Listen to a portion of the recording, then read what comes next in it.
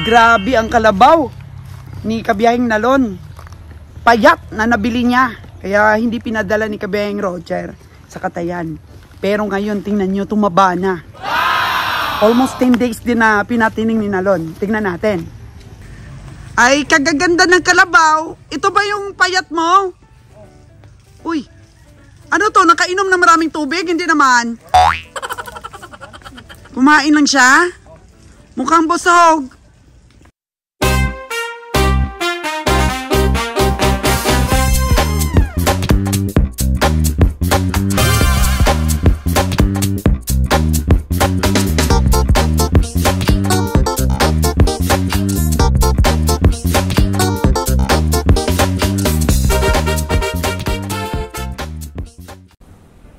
This is the second time, mga kagadang buhay, na magdadala tayo ng kalabaw. At ito, lagyan natin ng ear tag ang ating mga kalabaw bago natin sila ibiyahe. Yay, mga kagadang buhay! Dito na naman po tayo sa pahingahan ng ating mga kalabaw. At ang good news, meron pong magandang resulta yung una nating napakatay na 20 heads. May mga nalaglag at may mga tumubo, mga kagandabuhay. All in all, nakapamasahe po ang ating mga kalabaw. Kaya congratulations sa ating mga kabiyahe. At ngayon nga po ay lalagyan natin ng ear tag ang ating second trip ng kalabaw to Cavite. Okay. Para nakasegregate po ang ating mga kalabaw, lagyan po natin ng ear tag. Para hindi naman po masasayang yung pagsipat ng bawat kabiyahe natin. Dahil hindi po balibaligtad yung lista. Yung nabili ni Kabiyahing Nalon, mapupunta kay Kabiyahing Roger. Oh no! Lahat daw sigurado dahil sa ear tag po, mga kagandang buhay. So, ear tag number 100, kanino yan? Magkano, Lon? 103 doha. 103, dalawa, kahapon po nabili. Oh, nabigyan siya ng piercing. For 103,000, dalawa. Saan yung isa, Lon? Buti na lang si Nalon po. Ay matalas masyado ang kanyang memorya. Para po makilala niya yung mga kalabaw. Ilang piraso ito, Lon, ngayon? Dire? 15. May natira ka pa, di ba? Saan na yung payat mo na yun na nabili? Malaki na daw. Malaki na? Saan? Ito na ba yon? Hala, tumaba. Oh, tumaba. Sige, mamaya. So, ito po yung kasama ng 103. So, ito yung malaki, Lon. Ito yung malaki po. Sa 103,000 na yun na nabili ni Kabiyahing Roger. So, 110, di ba po? Ang una pong presyo ng farmers. Tapos, tinawaran. May 105 kay Jojo. Pero, ayaw nang bili ni Jojo nung tanghali na. Tapos, nabili ni Kabiyahing Roger ng 103. Tawad ni Nalon dyan, 98. Bakit parang may maliit? Ayan o. Ay, medyo maliit po. Oh no! 38K. 38K! Oh, ito. Wow, mataba ito, Lon, ah. Wow! 58,000. Ano na nila, no? Kanino ito, Lon? Kampus na sa nabilog. Sa kapitan. Oh, sa kapitan po ito, 58,000. Oo. Oh, lagyan ng ear tag.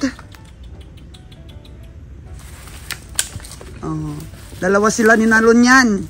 Kakampi sila ni Nalon yan sa pagbili. Tulong-tulong sila ni Nalon. Ay manalo yan, kasama si Nalon dyan. 58,000 for Busing and Nalon. Sa nabilog. Tingnan niyo po, ang taba ng aming mga kalabaw. Yeah!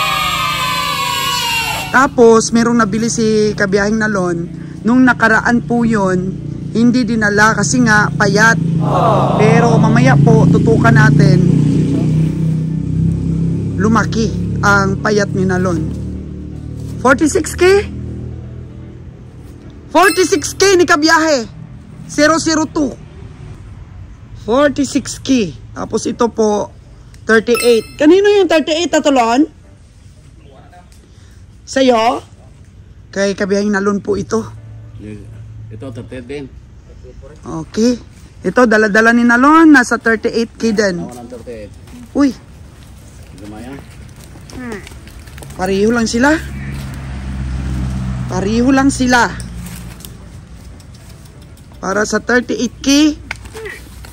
Alam nyo ba mga kagandang buhay, kung lagi-lagi ka pong nagba-vlogs ng ganito, lagi-lagi mo pong tinututukan yung mga kalabaw at baka na nabibili nila kabiyahe at tinitingnan mo po ang mga recovery, matututo ka rin pong mamili. Ayan, dati nasubukan ko na Tulon eh. Sa Sagay, nanalo naman po tayo. Okay, ito? 46,000. Naku, taas ng kalabaw na to. Nasulat. Magmili ka, tanawan mo. May kabiyahe yung eartag para sa 46,000. Ang yapang ni kabiyahe dito pagbili niya ng 46,000 eh. Oh. Ang yabang ni kabiyahe nito nung nabili eh.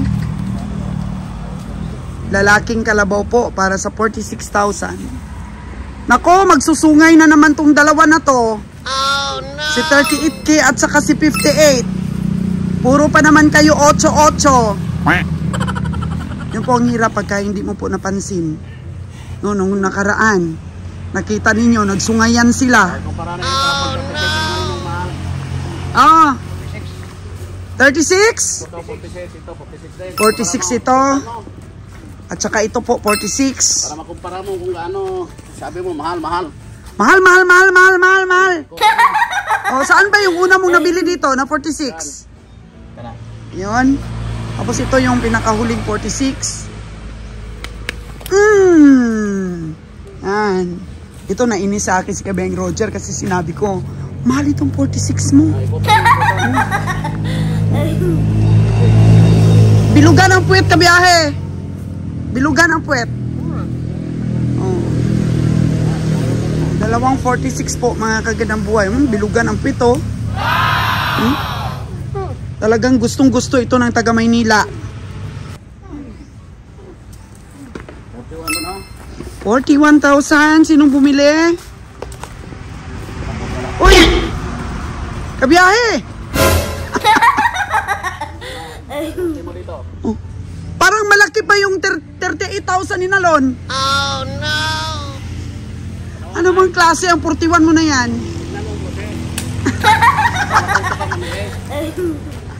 Tingnan mo. Tingnan ko? 41,000? Nako, disgrasya ito kabiyahe. Oh no! Kukurap ako kabiyahe. Medyo malaki pa dito yung 38 ni Nalon. Tingnan natin sa recovery kabiyahe ha. Oh, 3,000 kabiyahe. Oh, yan. Nako, kabiyahe. 41,000. Ayapis ang puwit. Oh, no. 39,500 po. Sa ano ito? Sa mag-asawa po ito. Oh, sa mag-asawa po ito. 10 taon na po ang pag-alaga ng mag-asawa dito. Tigas na ito. Tigas na ng laman ito. 39,500. Pati-pati kasi mga buyer. Tama lang yan sa isang taon. Oo nga, no? Parang hindi naman mapaniwalaan na 10 years sa pag-alaga nito, ganito palang kalaki. Uy! Nanibago siya sa kanyang eartag. Magkano ito, Lon? 48. For kanlaon. Tingnan ko nga, sinong bumili nito, Jer? 48,000 po sa kanlaon. 032 for 48,000. Ayan po siya mga kagandang buhay. Babaeng baka. 48. Oh. Mabibigat po ang karne ng mga kalabaw ng Kanlaon. Pero depende din po kung saan galing yung ahinti na benta.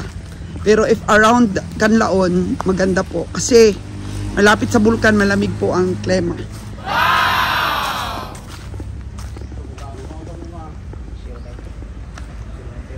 Ito Lon, isayo to? 38? Parang tatlo na yung 38 mo. Yung 38 kanina, sa'yo din? Wala. Wala mo kiti. Oh. Kanino yan? Kay sa'yo? Oh. Mo ni diri mo kita ari ko. Dahil tayo na. Lawig nga ni tugway ni mo. Tugway. Saan to, boy? 38,000 po. Kasi yung atin pong tagakatay ng kalabaw, ayaw ng sobrang laki at ayaw ng sobrang taba. Gusto niya mga ganito lang kalalaki na mga kalabaw. Kasi pag malalaki, marami pong sibo. Maraming taba na matatanggal. Oh, no! So may irtag na lahat. So may irtag na po lahat ito. Tingnan na natin pagkatapos yan, Lon. Tingnan muna natin yung 40,000 mo. Oo. Sige, tali mo muna sila dyan. Tugway mo. Kasi hindi dinala ni Kabiyang Roger yung nabili ni Kabiyang Nalo na 40K. Kasi nga, payat. Nakikita talaga yung buto ng kalabaw. Kaya pinakain muna at inalagaan dito. Ang sabi ko nga, sa dinami-dami ng nabili namin sa Kanlaon nung nakaraan, yun pa ang napili ni Nalon. Sa sobrang pili, sabi ko, napunta sa pinaka pangit. Oh, no! Pero inalagaan po nilang mabuti, pinaliguan araw-araw, pinapakain ng sapat, at tutukan po natin mamaya. At lumaki na yung 40K ni Nalon. Ay, wag yan, snapper. Pagka nabitas yan, Jer, Wag. ang laking lagabog. Ayan po ang napier natin na itinanim na walang kwenta. Hindi tumaba. Ang ganda tingnan ng mga kalabaw. So congratulations Kabayang Roger, at medyo nakapamasahe yung 20 heads ninyo. First time na nagbiyahe ng kalabaw. Ay, lugi! Sabi ng taga Batangas.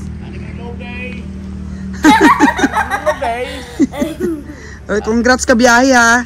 Sa 20 mo na kalabaw. Ay, naku po, maawa naman kayo sa akin. Ako'y palaging logay. Yehey! Konting adjust pa sa mga baka, sa mga nabili nila sa recovery. Pero di naman po masama ang naging resulta. Pero konting-kunting adjust pa po para sa baka. Pero sa kalabaw po medyo maganda.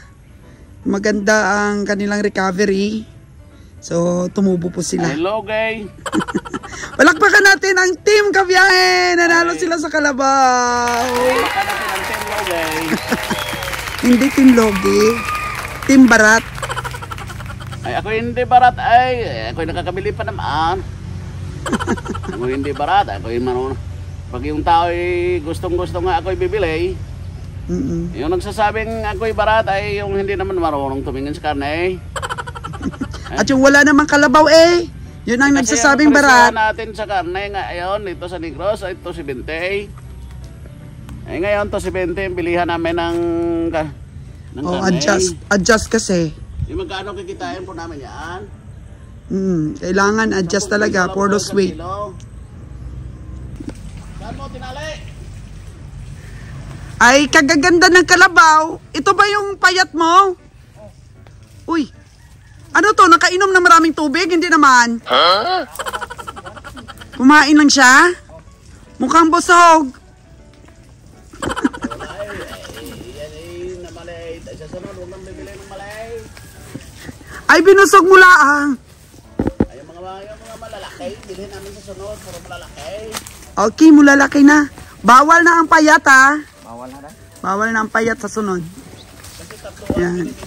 So ito po 40. Busog lang po siya mga kagandang buhay kaya di natin dinala. yan lang yan lang yan. Pero hindi na siguro malugi sa 40 ito. Yan lang yan. Dito lang daw sabi ni Kabiyang Roger. Ay alay eh. Kabusog ng bakang are. Kapayat pero lumaki. Magic. Gusto na yun, takaw kumain na yun. Napakalakas kumain. Yan po yung kakain niya. Ubusin niya yan. Ikot yan. At least po mga kagandang buhay, ang recovery po ng kanilang katay ngayon, malapit po. Malapit po na makapamasahe. So tuwang-tuwa na po kami doon. Malapit po na nakapamasahe. Kulang-kulang po sa 7.5. So ayos na po yun. May tubo na po katayang konti doon. Ayan po ang dedikasyon ni Kabiyahing Nalon sa pag-alaga ng kanila pong mga nabiling kalabaw. So mamaya lang po, darating rin si Kabiyahing Winnie dahil sinundo pa po kanina yung kanyang mga bakat kalabaw doon, nasa 11 heads. Maganda ba ang recovery ng mga nabili ni Winnie sa bundok? Ay, sablay. Si Kabiyahing Nalon tumubo sa isang kalabaw ng 14K. Pero sa isang kalabaw, 367 lang yung sumobra dun sa puhunan. Wala kang karabaw, tabla-tabla lang. Wala kang tanabla sa pamasahe. Okay lang sa amin. Okay lang. Ayos-ayos na yon kaysa naman hindi aabot ng 5 mil yung aming recovery. So, pag sumobra po ng 7,000, napakasaya ng buong team! Mga kagandang buhay. So, nabawi naman ni Kabiyahing Nalon yung kanyang 367 na sumobra sa isang kalabaw niya and then tumubo siya ng 14K sa isa. Kalabaw, sobrang hina ng karne. Oo. Dapat bili niya noon 30. Dapat 30 lang, no? Para nakapamasahe siya. Okay lang yan dahil tumubo naman siya na medyo malaki sa isa. Natapal doon sa lugi sa isa. So, ganun lang. Masaya na kami. Lagi nyo pong naririnig na sinasabi ni Kabiyahing Winnie kahit makapamasahe lang kami. Kasi kung makapamasahe po ang hayop namin, binibigyan po sila. Kasi ano na, survive po yung biyahe. Umabot po sa aming target. Meron na po sila. Pang bigas-bigas sa pamilya. Yung mga baka po dito sa kabila, ano po yan ang kapitbahay namin. Mga fattening po nila. Yan, kami rin pong bibili niyan kung ready na po nilang i-dispose. O tugway-tugway ni Nalon kasi may mga damo naman doon. Siguraduhin mo ang tali, Nalon, dahil baka hindi na naman kayo makatulog ngayong buong magdamag. Oh no! Dahil nakawala po yung aming bakang dalawa, hindi sila nakatulog ng buong magdamag. Kasi baka kung saan po umabot ang mga baka na wala ng pang-ilong. So this is the second time na magpapakatay tayo sa ating bagong tagakatay ng baka at ang nais niya po ay sa Pasay sana po ito katayin pero masyado pa pong mura ang panahon. Marami pa po tayong mga pagbabago at mga gagawing mga strategiya para po sa biyahe ng ating kalabaw. At syempre matutuwa po ang tagakatay natin kung makakasurvive po kami sa aming mga biyahe ng kalabaw para po tuloy-tuloy ang aming pamimili sa mga stockyard. So, meron pong mga stockyard. Minsan, nakakabili lang po kami ng isa. Kulang pa po sa expenses namin. Minsan naman po, nakakabili ng 5. Kaya, dapat wala lang po talagang i-skip na mga stockyard. So, bukas po ay sa Canlaon kami dahil hindi po kami nakapamili kahapon sa La Libertad. Gawa ng offline po ang bangko. Kaya wala po kaming perang pambili. Kaya nagpahinga na lang po kami kahapon. Yan. So kung may mabili kami bukas, utangin na lang namin. Uutangin ni Kabiyahe ang mga bakang at karabaw na kanyang mabibili. Kantahan mo nga ako, Kabiyahe. Wala ako sa mood. Wala ka sa mood? Bakit naman?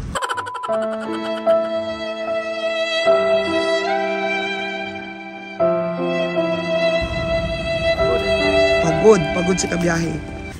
Pagod. Mahirap kausapin ang taong pagod.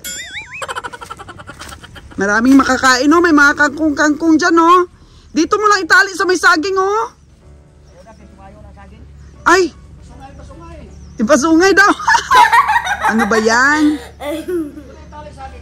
Oh, tali mo dito sa saging kasi maraming kangkong. So, babantayan po namin itong aming mga kalabaw hanggang po makakain-kain sila, tugway-tugway po mga kagandang buhay. Makakatipid kami ng pakain. Ayan, maganda dyan, Lon. Ang daming makain-kain na kangkong, oh. Yay! Oh. Di ba po, mga kagandang buhay, energetic po tayo sa pag-cover ng ating mga nabiling kalabaw kapag alam nating masayang-masaya rin yung mga tao natin. Dahil kahit papano, nakasurvive po ang unang biyahe natin ng kalabaw. Nung nabili ito ni Nalon, ang sama ng itsura nito, mga kagandang buhay. Pero after 10 days po, na binigyan ng maraming damo, ayan na po, tumaba agad. So, ibig sabihin, madali lang palang patabain po ang mga kalabaw. At lagi mo pong paliguan. Tugway-tugway lang ni kabiyahing Nalon. Tsaka ng mga cowboy natin. Ayan na po yung itsura ng ang kalabaw po ni Nalon, no? Na pinintas-pintasan po natin dahil sa dami-dami ng kalabaw sa stockyard. Ang napili pa niyang bilhin ay sobrang payat na babaeng kalabaw. Pero look at her now, mga kagandang buhay. Ang ganda na niya, di ba? Kaya madaling nakarecover po yung katawan ng nabiling baka na ito ni Nalon dahil malakas kumain. Walang tigil sa kakakain.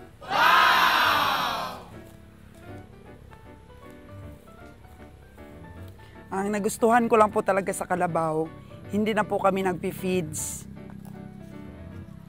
Wala na po kaming gastos sa tingal. Kasi ang baka magastos. Binibilan pa namin ng feeds. Inahaluan pa ng feeds yung tubig na mga pinapainom sa kanila ba. Actually, ayan, tingnan nyo, may gitara yan.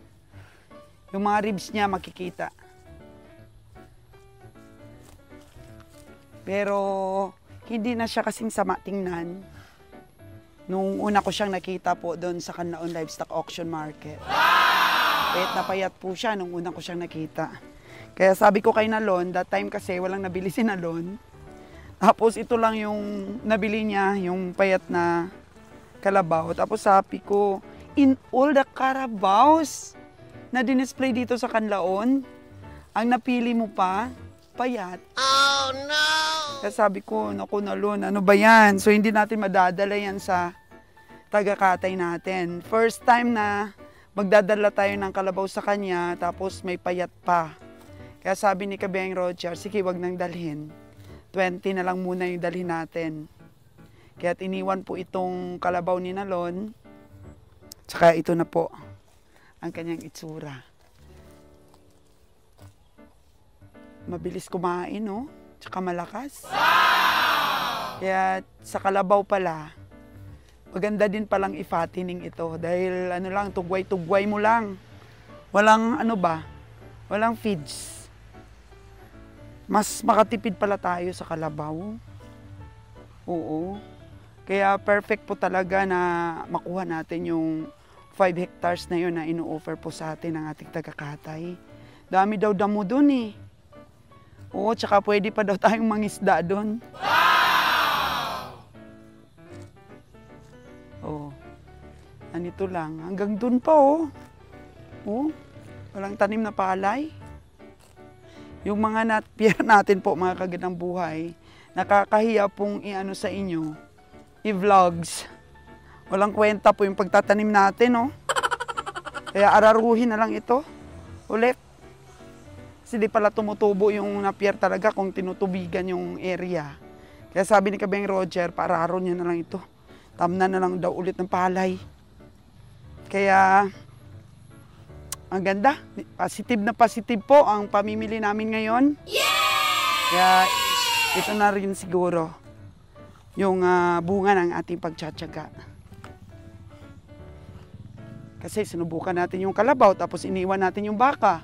Tapos nagbaka ulit. Ngayon, nagkalabaw at nagbaka. Combination. Kaya ito na nga talaga siguro. Kasi almost po lahat ng biyahero, kalabaw tsaka baka eh. Kung makikita ninyo, yung mga truck na yan na dumadaan, puno ng hayop. Kalabaw sa baba, baka sa taas, or else may mga halo talaga pong kalabaw. Kaya ito na nga po talaga siguro ang perfect na combination na pagdadala natin sa Luzon dahil hindi po tayo napipressure kung tigmahal ng baka, bawi sa kalabaw. Thank you for watching mga kagandang buhay. Mabuhay po tayo. Salamat sa lagi niyo pong panunood. Oh. Ayan.